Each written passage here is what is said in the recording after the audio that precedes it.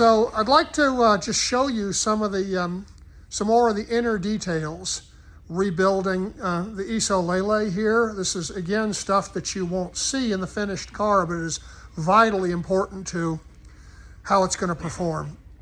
To do this, because it's a one-of-a-kind car, you can see that I've actually got a workstation made right here around the car. And what's not immediately obvious is this stand that the car rolls on.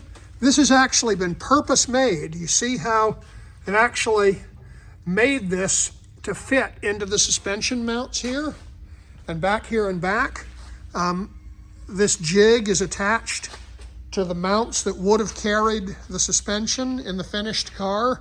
So that's allowed them to go in and build this inner structure with the vehicle sitting on the jig as if its weight were carried on the wheels. So you want to just show them some of these details, Jeff? Yeah, absolutely. It's essentially a ground up restoration, starts from the ground up, and that's what we have here is conquering that essential baseline or immediate baseline of level, and everything above that layer will be level as well. And that's how we keep all of this in line and don't lose ourselves in the process. And you see how these lines here, these lines are made correct in metal, not by the use of fillers. So yes.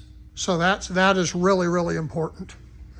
And what about inside? You want to? Inside. Yeah, are there any, want to show some of the points. Now this car came in with what we almost call homemade flooring.